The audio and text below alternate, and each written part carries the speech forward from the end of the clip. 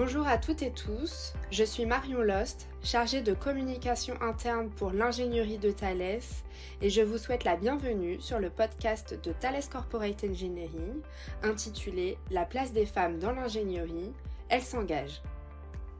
Alors nous sommes réunis aujourd'hui à l'occasion de la Journée internationale des femmes et des filles de sciences du 11 février. Nous allons parler engagement pour favoriser les actions sur la féminisation des métiers dans l'ingénierie. Pour commencer, j'ai quelques chiffres à vous partager. 78%, c'est la part d'hommes ingénieurs en France, contre 22% seulement pour les femmes ingénieurs. Qu'en est-il de Thales ? La part des femmes dans l'entreprise est de 27%, dont 23% de femmes ingénieurs et cadres. Comment expliquer cet écart ? Aujourd'hui, nous avons le plaisir d'accueillir 4 invités venus nous livrer leurs témoignages et expériences en tant que femmes dans l'ingénierie, et notamment chez Thales.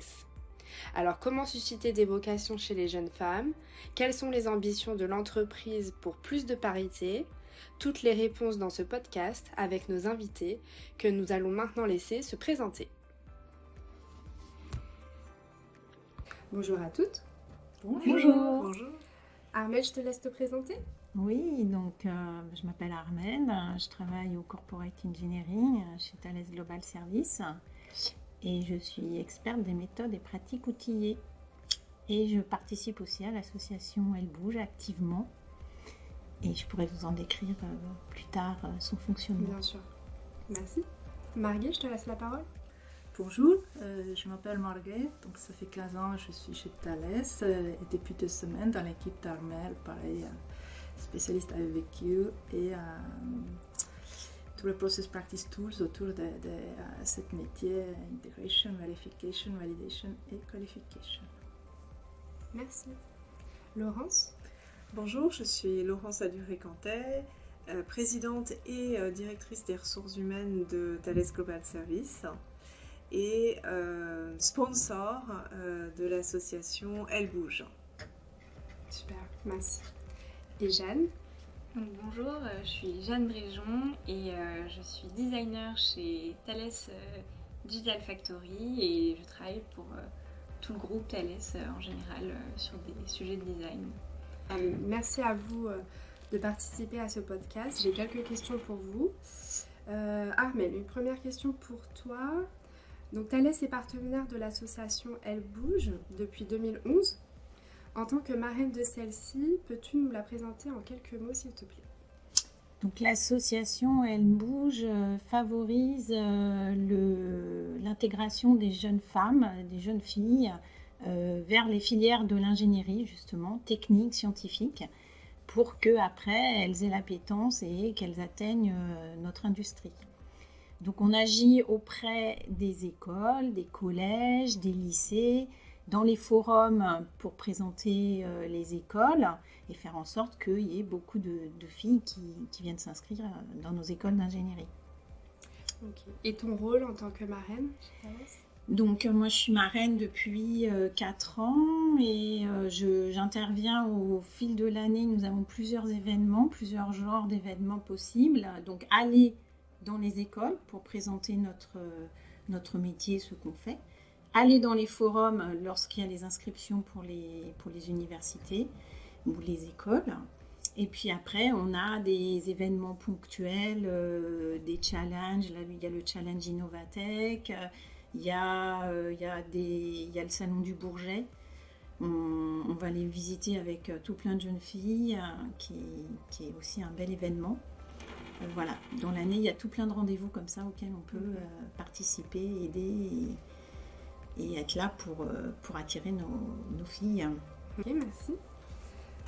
Je voudrais ajouter que sur les marraines, elles ont vraiment un rôle très important pour l'association Elle Bouge et donc chez Thales, parce qu'elles font ce lien entre l'entreprise et les écoles, les lycées, les écoles d'ingénieurs aussi, pour faire connaître à tous les âges en fait les métiers scientifiques au sens large et les métiers de l'ingénierie.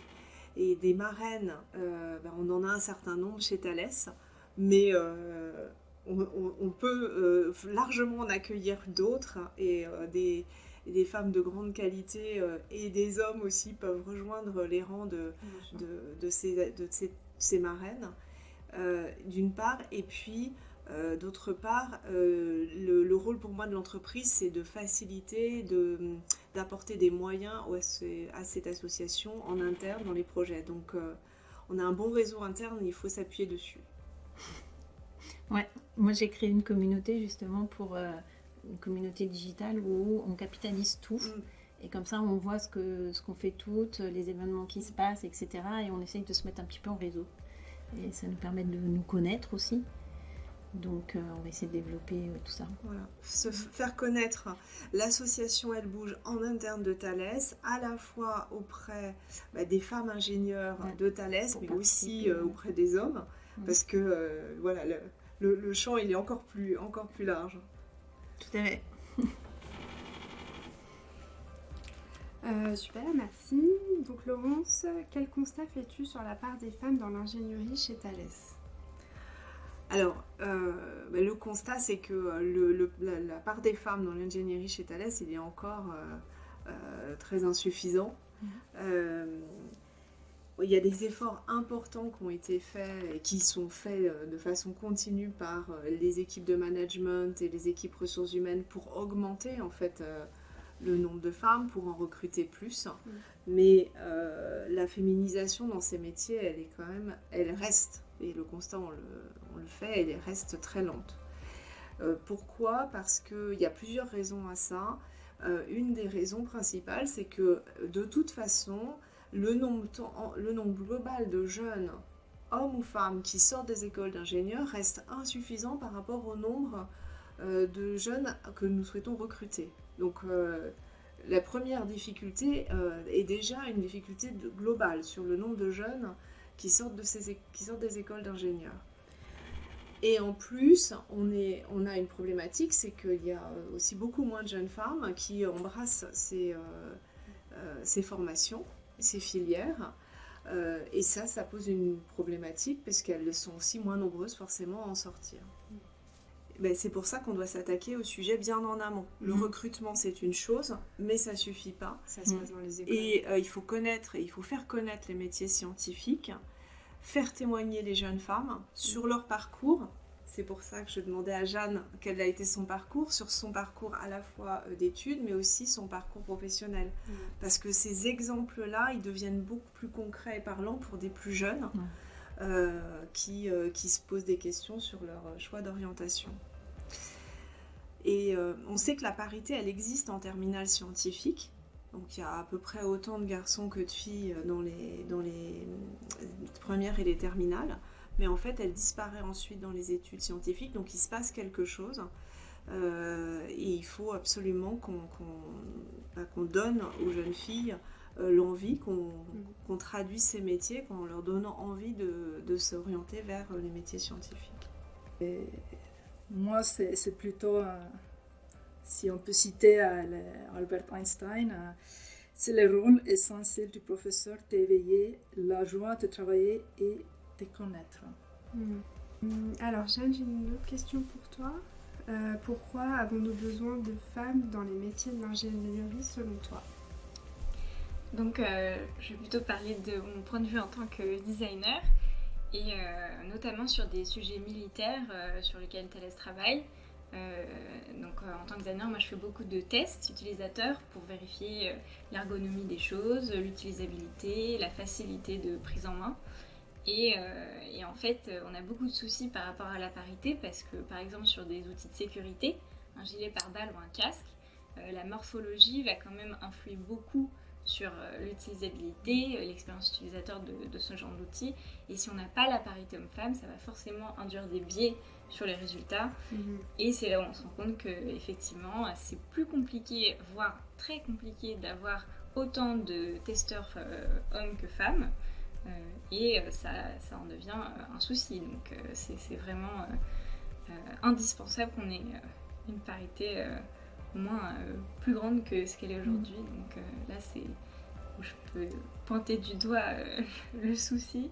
Après, c'est vrai que même dans les choses qui sont peut-être un peu moins techniques et scientifiques, la dualité des avis est quand même nécessaire parce que tout le monde a des expériences différentes et c'est vraiment très important d'avoir peut-être et le côté masculin et féminin. Donc là, c'est vraiment voilà, le point de vue peut-être social qu'on a dans les relations qu'on peut avoir digitales et non digitales, où là, justement, il faut aussi tester la différence entre le point de vue homme et femme et la parité est nécessaire. Ce qui me vient à l'idée aussi, c'est aussi la productivité, l'efficacité. Un groupe social, en fait, là où il est le plus performant, c'est quand on a, alors ça peut pas être 50-50, hein, mais quand on a un mélange plus ou moins mixte, donc 40-60, et là, ça devient vraiment le top. Et c'est ça qu'on aimerait atteindre, en fait, pour pouvoir avoir tous nos systèmes qui répondent aux besoins de tout le monde, en fait, de tous. Et c'est ça qui nous manque, je pense, aujourd'hui. Oui, moi je crois qu'il faut peut-être plus parler de mixité, en fait, que de parité. Dans la parité, il y a vraiment une égalité de nombre de personnes. Et la recherche de Thalès, c'est d'aller vers une plus grande mixité. Et donc une plus grande diversité. Aussi, mais ça c'est aussi un autre sujet. Qui est peut-être un sujet qui englobe complètement la mixité homme-femme, mais qui va plus loin dans les origines, les expériences, la façon de voir les choses, qui dépasse même la question purement, celle de la mixité. Mais c'est pas le sujet aujourd'hui, mais je pense qu'il faut plus parler de mixité.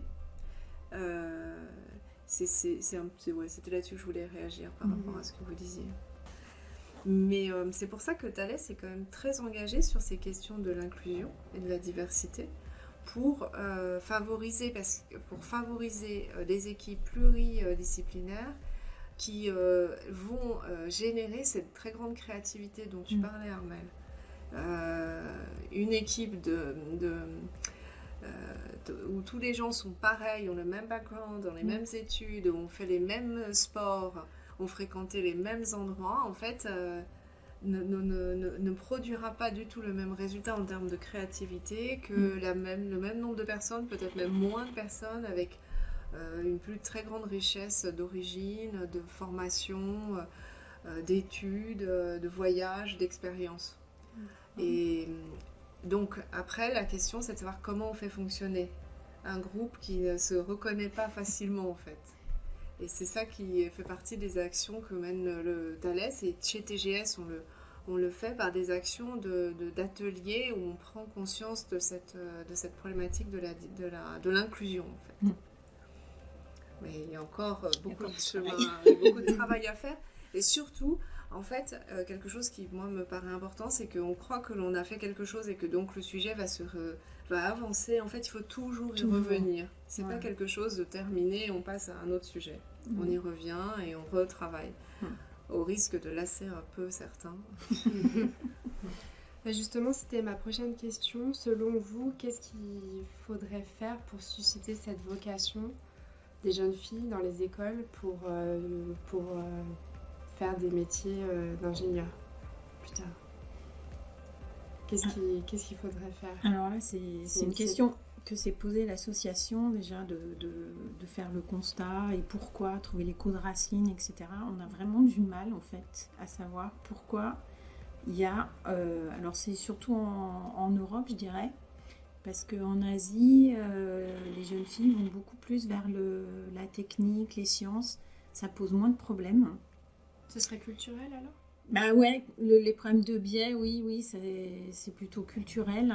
Et donc travailler là-dessus, c'est un travail de tous les jours. Parce que même en allant voir les enfants à l'école, en leur montrant des choses, en fait, il y a aussi leur environnement, leur famille. Et c'est tout le monde, c'est les équipes aussi enseignantes, les équipes qui entourent. Quand on voit que les équipes qui entourent, qui vont proposer aux jeunes un chemin à suivre, une orientation... selon si un garçon arrive ou une fille, ils ne vont pas proposer la même chose. Est-ce que c'est normal? Voilà. Donc, il y a aussi ces gens-là. Enfin, c'est vraiment un biais culturel de société. Donc, il faut travailler un peu partout. Donc, Enfin, le sujet est vraiment vaste, assez complexe, hein, et on n'a pas forcément des solutions clés comme ça. Donc nous, on agit auprès des filles et des jeunes filles, mais effectivement, le travail, il est plus vaste que ça. J'imagine. Et l'association a développé un programme qui vise d'ailleurs les enfants, donc en allant encore vers les plus jeunes, au primaire, pour leur faire expérimenter des sciences à travers l'expérimentation et leur faire découvrir les métiers avec des jeux qui permettent justement de sortir des biais.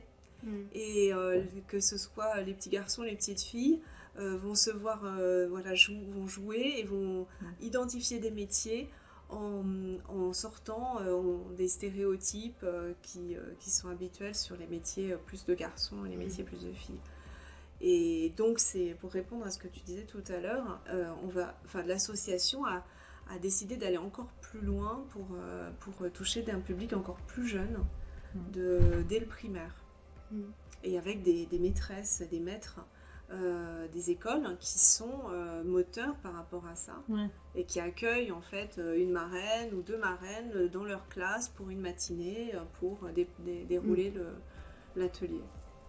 On parlait de vocation.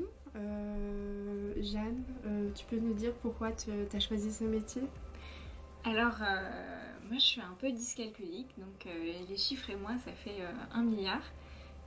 Donc j'avais arrêté les maths en première, donc j'avais fait section littéraire, option anglais pour vraiment surtout jamais avoir de maths.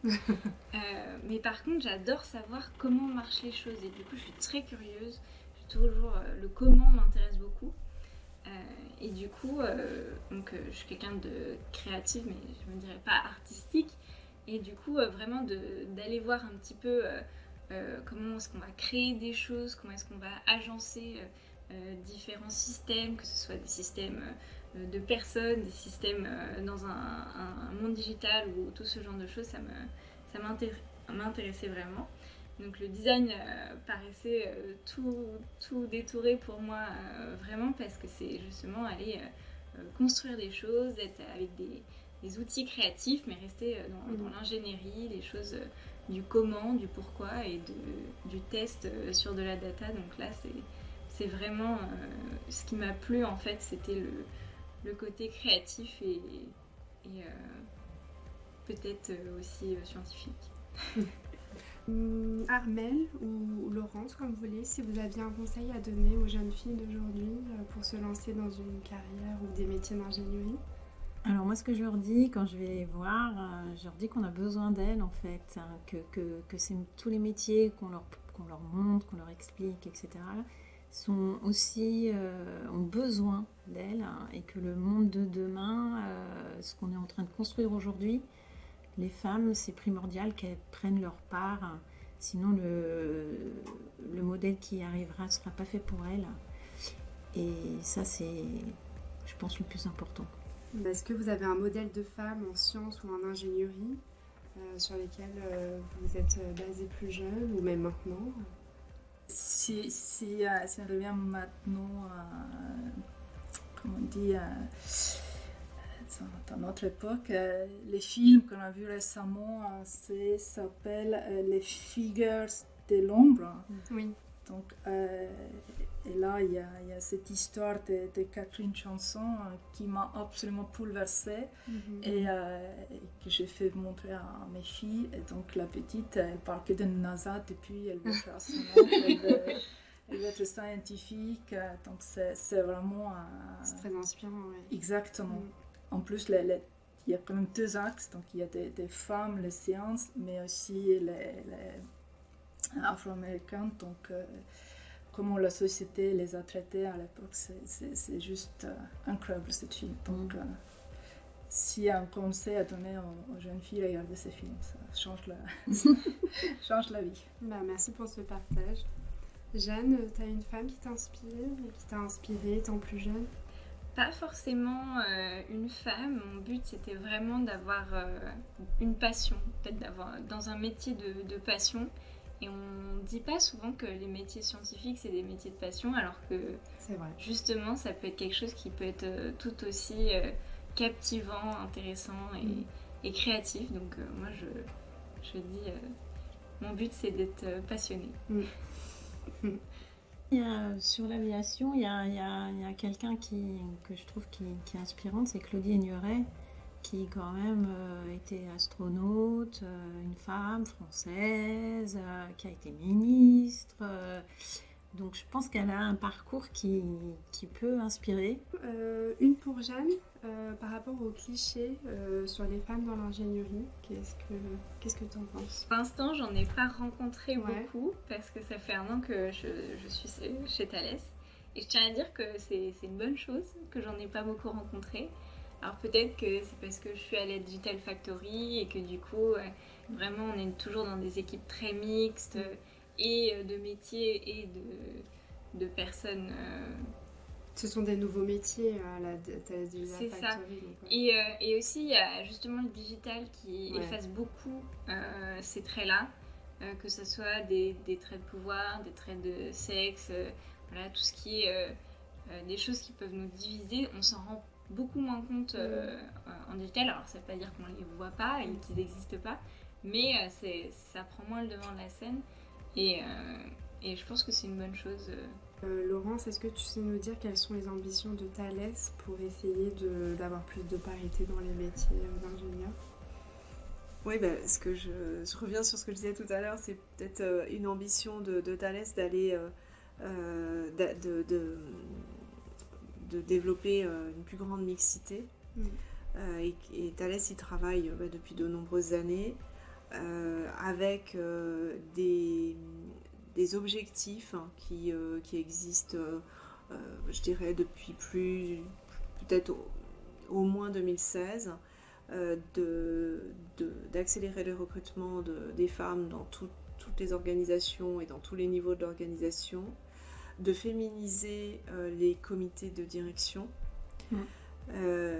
et de promouvoir les femmes dans les plus hauts niveaux de l'organisation.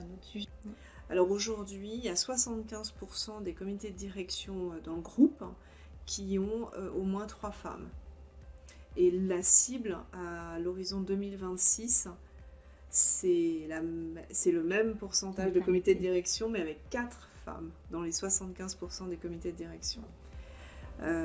Et puis, les promotions aussi des femmes dans les plus hauts niveaux de l'organisation sont en croissance.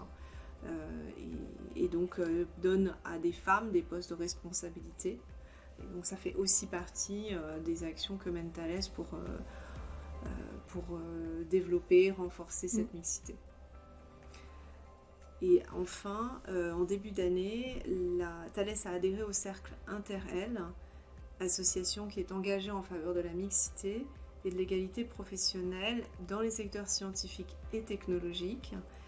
Et elle réunit 16 entreprises, dont Thales, pour promouvoir la mixité dans ces entreprises-là. Donc une autre action parmi les nombreuses qui sont menées, mais qui montrent aussi le dynamisme de notre entreprise sur ce sujet. Vous avez un dernier mot pour conclure ce podcast? Il faut trouver sa passion. Il faut trouver qu'est-ce qui a kiffé, les yeux pliés, les cœurs chantés, il faut foncer. La tête en haut. Merci. Merci beaucoup. Merci. Merci de votre invitation.